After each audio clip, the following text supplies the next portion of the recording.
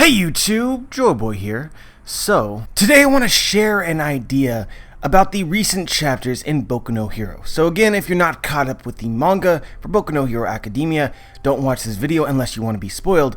But today we want to talk about Mirio and what his role will be in this arc. And so obvious things are obvious once you notice them, but I want to give a thanks to FInalShiro for sending this as a comment in the last video.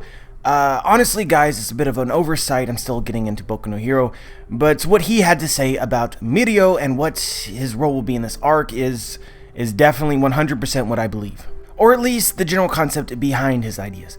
But one thing that I failed to notice was that in the last chapter we got distracted by the whole fight between Kirishima, Fatgum, and Rappa, but in the last chapter Mirio is no longer with the rest of the group.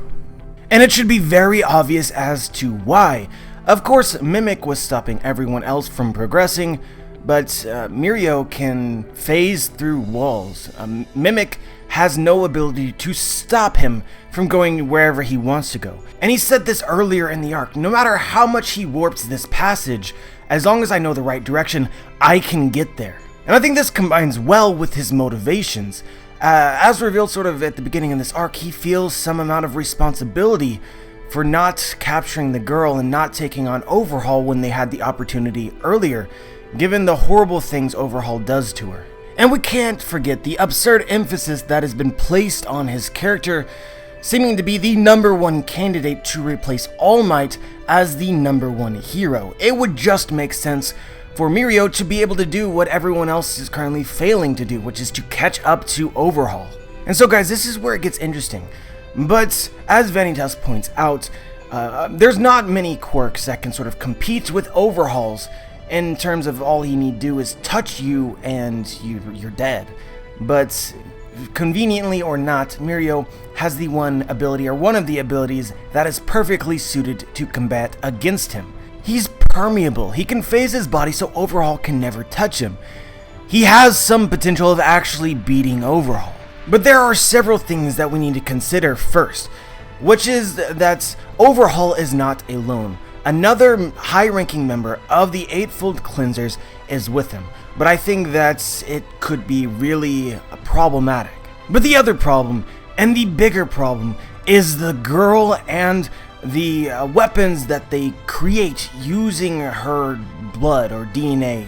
The fact that Mirio is permeable is a huge advantage. So if they try to shoot him with this weapon and erase his quirk, it might not make contact. Especially since he would see this coming. He is aware of what their technology is, or at least he's aware of what we're aware that they have. I want you guys to know that there has been a huge narrative emphasis on this drug, and the fact that they've finally created a finished version of it. 100% guys, 100%, I believe that somebody we love, somebody that we know, is going to lose their quirk forever. Whether it be in this arc or another. Overhaul even calls it the drug feared by heroes. I have very serious fears that Mirio might actually lose his quirk at the end of this arc forever. But another idea which, when thinking about it, honestly has me pretty excited is the possibility that Mirio actually wins. This is the top school candidate to become the #1 hero. What better way to emphasize that within the story with him essentially taking on these top tiers and winning? There's only two things that prevents me from believing this. One, you can easily bypass, but one is whatever Overhaul's plan might be. At this point, there's been way too much setup for this plan to, at some point, it definitely will go into action. And the other thing is that Overhaul is seemingly emphasized to know how to use his pieces. I think that it would be pretty anticlimactic for him to go down just like this, with his various pawns really being useless because none of them had the ability to stop Mirio. But as for his plan, there's a convenient way that Horikoshi has set up that Overhaul doesn't need to be the one to execute it, which is that Overhaul told Shigaraki about his plans. And so in the event of his death, potentially, or his capture, then Shigaraki could take up the cause. The only thing that's a wild card is the importance of the girl, and whether or not either Overhaul or Chronostasis will leave with her. And so guys, with all this being said here, I really feel as though Mirio will fail in one way or another. I think that Overhaul will escape with the girl, and Chronostasis will stall Mirio. And so I was actually going to talk about Chronostasis' ability in another video, but I changed my mind. I think actually the best place to put it is here. My speculation for what Chronostasis' abilities, his quirk, might be, is extremely relevant to any discussion about a potential matchup between him and Mirio. But I think the first thing that's worthy of saying is that so far, the 8 Precepts of Death, specifically Overhaul and Mimic, their villain names do relate directly to their quirks. I expect Chronostasis to be the same. Starting with Overhaul, the definition of Overhaul, the English word, is to take apart something in order to examine it and repair it if necessary. And so this makes perfect sense when considering Overhaul's ability, in which he can deconstruct something and then reconstruct it. Going to Mimic, the connection between his name and his quirk is a little less straightforward, but still it makes sense. He can go within something and control it. While it isn't necessarily mimicking, it is that word has some relevance to his quirk's ability. And so from this point in time, what exactly is Chronostasis? And as vague as confusing as I can possibly put it, it's a temporal or time-related illusion. It's also called the stopped clock illusion. And so this is actually kind of a difficult concept to explain, but when people do, they often focus on the common illusion, which is you've ever sit in a classroom and then continue to look over to the clock, waiting for school or class to end or whatever, and the clock just doesn't seem to be moving. There's actually a scientific explanation for this phenomenon. Of course, time itself is constant. It's moving at the same pace pretty much at all times. But still, we do have the perception of time sort of lingering on specific moments, specifically when we look at the clock. And so there's many different hypotheses for what this actually is, but I'm going to focus on the one that is the most prevalent, the most common, the most believed, which is that essentially when your eyes move, rapid eye movement from one spot to another, when it actually moves, the world becomes blurry. But we don't actually perceive this blur, and this is due to our brain.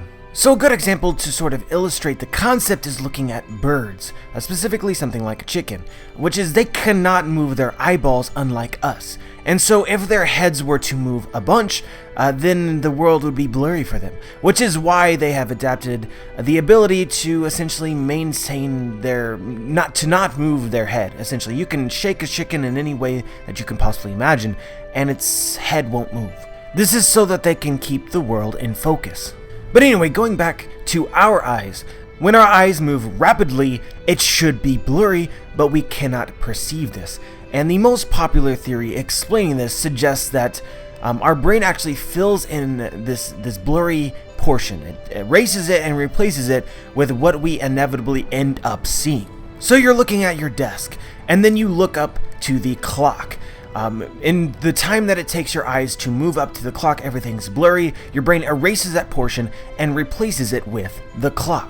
This creates an illusion in which it makes you think that you've been looking at the clock for a lot longer than you actually were. So essentially, in that moment, the second hand of the clock would seem to linger, creating the stopped clock illusion or chronostasis. Which, as a side note, guys, chrono means time and stasis means static or not moving.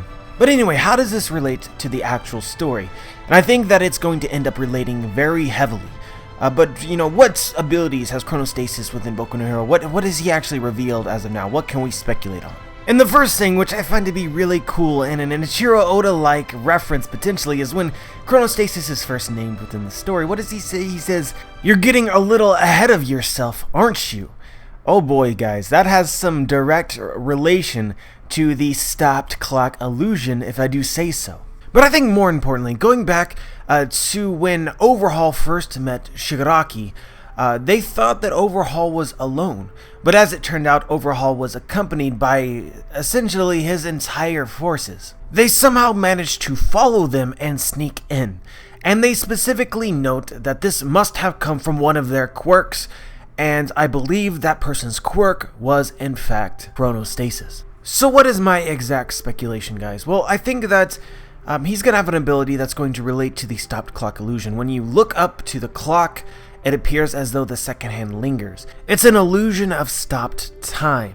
And so I think that the way that they were able to follow twice and sneak up on the villain alliance is because of his ability to make illusions, make it appear as though time has stopped. So when you look at a particular area, it looks as though it would have looked in the past before they had gotten there. So essentially, they were there the entire time, but they could not be seen because the area was being influenced by Chronostasis' powers to make it appear as though how it looked before they had gotten there. Making this probably the most overpowered stealth related ability revealed in the story so far. But anyway guys, the reason that it was important to share this speculation is, how exactly are they going to be able to compete with Mirio? His quirk is way too powerful. And I think that Chronostasis, if this is in fact his quirk, this would be a way to compete with it. To essentially be somewhere and have Mirio not know that he's there, or hide somewhere else and have them not know that they are there. And so they could potentially use this ability to escape, or they could also potentially use this ability to shoot Mirio with the finalized version of the drug. I honestly do not believe that it is a coincidence that the person that we see firing this weapon at the villain alliance was in fact Chronostasis. But remember guys, this is only an idea, just a theory. But anyway, to summarize this video really quickly, I just think it incredibly likely that Mirio is actually going to catch up to Overhaul, Chronostasis, and the girl, and they will have some kind of encounter. And I think the results of this encounter depend completely on whether or not they somehow manage to turn off Mirio's quirk, or Chronostasis has an ability which can actually combat him. Because if neither of these two things happen, I would fully expect Mirio to actually beat Overhaul. But anyway guys, that's all I really want to say. After I talked about the last few chapters, I missed this, which is very, very important. But anyway guys, let me know what you think. Let me know what your expectations might be, what your hopes are. Like the video if you like the video, dislike the video if you dislike the video. Make sure to check out links to Patreon and Discord in the description. Subscribe for more Boku no Hero and or One Piece content, and as always guys, have a wonderful day.